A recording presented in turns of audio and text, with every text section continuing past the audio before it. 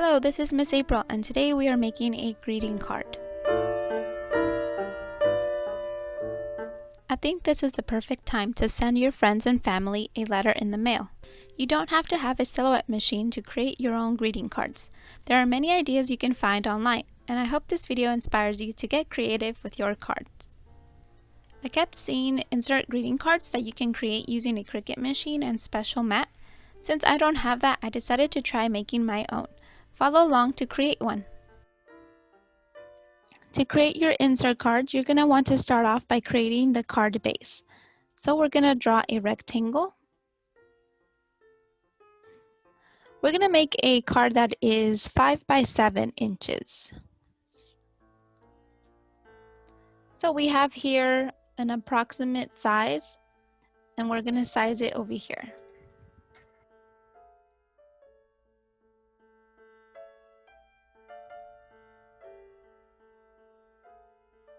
All right, so we changed it to 5 by 7. So we're just going to hit enter, and we can go ahead and lock that. Okay, now that we have our card base, we're going to create the card that goes inside. And I'm going to create an internal offset. I'm going to change the distance. And I'm okay with how it is now, 6.380 and 4.380. Okay, so now we're going to create those slits that go in the corners so that we can insert the card that goes inside. I'm going to draw a line. I'm going to hold down Shift so that it is a straight vertical line.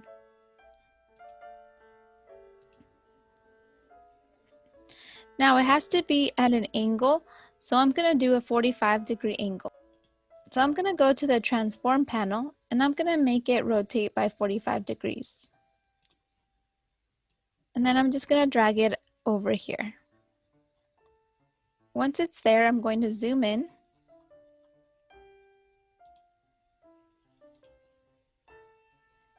And I only want it to go up to here. So holding down the Shift, I'm going to drag it here, and then this one this way also. So just note that this is how much the card that goes inside will come out. If you want it smaller, you can always move it this way and then continue to size that part down.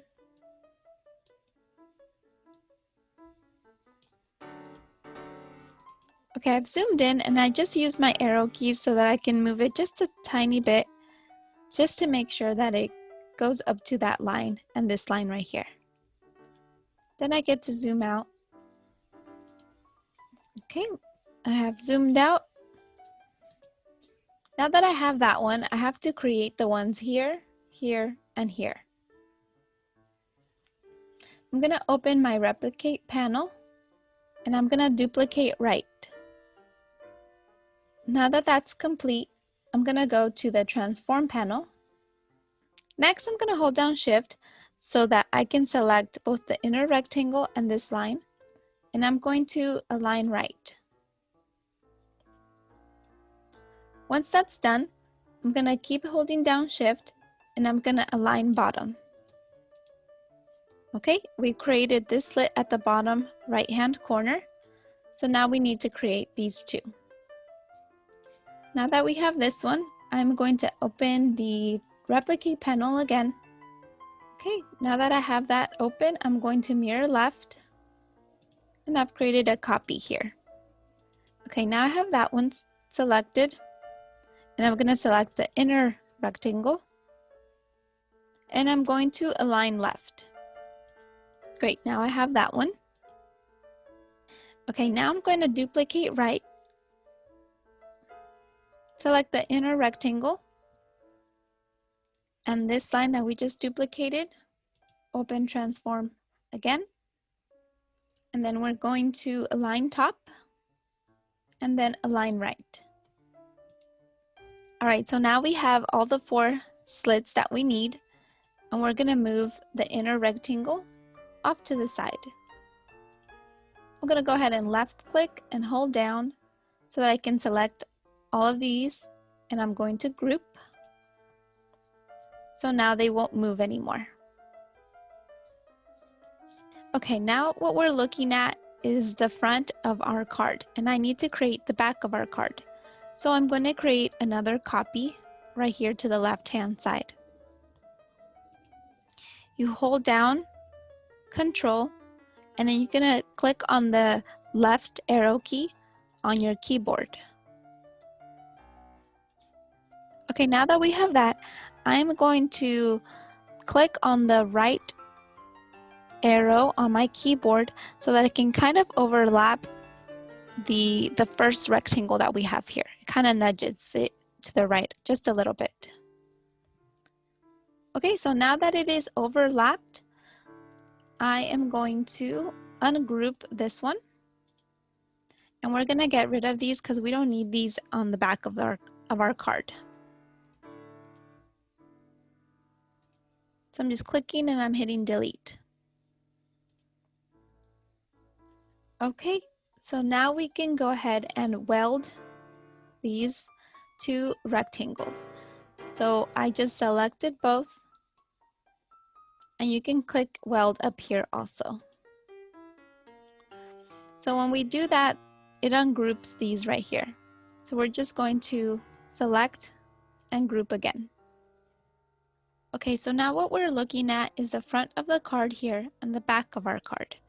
We're going to create a perforation that goes down the middle so that we are able to fold the card exactly in half. So I'm going to draw a line, I'm going to hold down Shift, and I'm going to just approximate 7 inches. Here we get to change it to 7 inches, and we can go ahead and lock that. We're also going to change it so that it is a dashed line so that it doesn't cut the whole thing. I'm just going to move it over to what I think the middle is, because we can always select both and align center. So we're going to leave it like this for now, just so that we know this is where we would fold it. Now we get to decorate the front of our cover. So I'm going to create a card that says happy birthday, and I want there to be an otter here. There's different ways that I can have it say happy birthday. I can always create the text here in the textile panel, or you can always find an SVG or PNG that says happy birthday online. So I found this one that I liked, and I'm just going to trace it.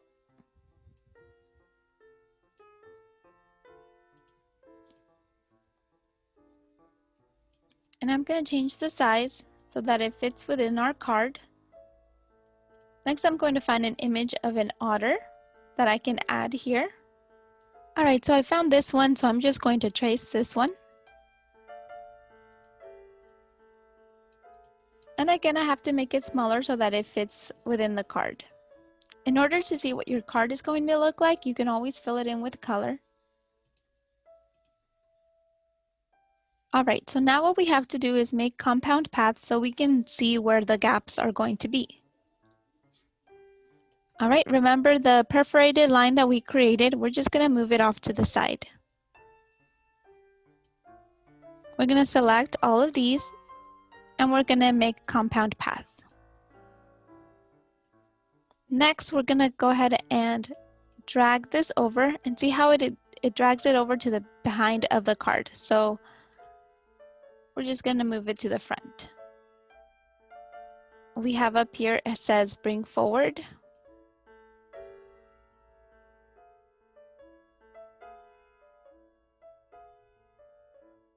Again, we have to align this center.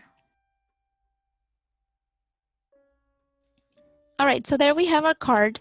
And this card is going to be the card that goes on the inside. So you can always choose a different color for this one.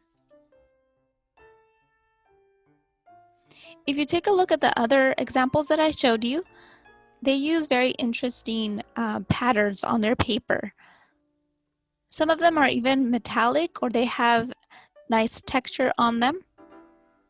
If you wanted to, you can even draw on the inside rectangle, or you can paint it with watercolor and see how it looks like once you insert it inside your card.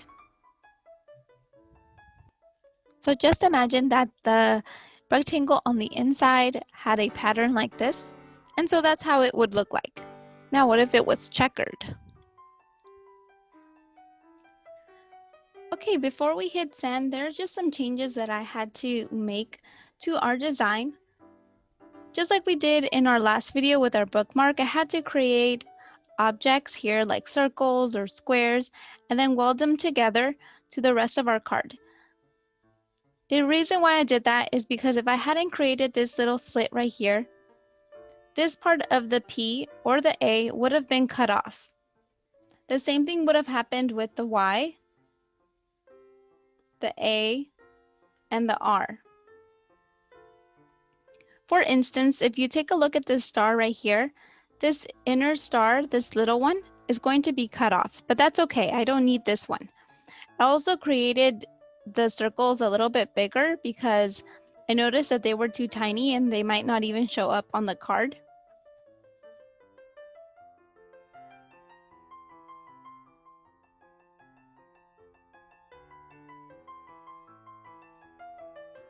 As you can see, it only had this thing right here, but I made it a little wider. All right, we're ready to send it to cut. We still have to load our media. I'm gonna use a cardstock plane, auto cut, and I'm gonna keep it with an auto blade. Now I've changed the force to 22 because this is pretty intricate, so I wanna make sure that it makes a clean cut. If it doesn't cut it perfectly, we might have to do another pass and change some of the settings here.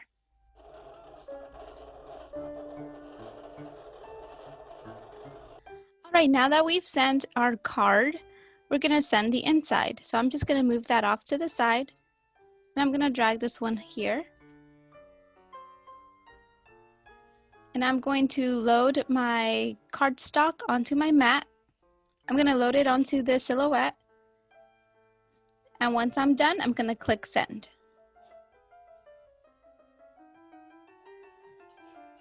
Okay, so here are all the pieces. I cut another rectangle using white cardstock so that I can use that one to write on. All we have to do is fold the card and insert the paper into the little cuts that we made on the corners. If you want, you can glue down some of those pieces, and that's it. Here's what it looks like in better lighting. Next week, we will learn how to make envelopes. All right, goodbye for now.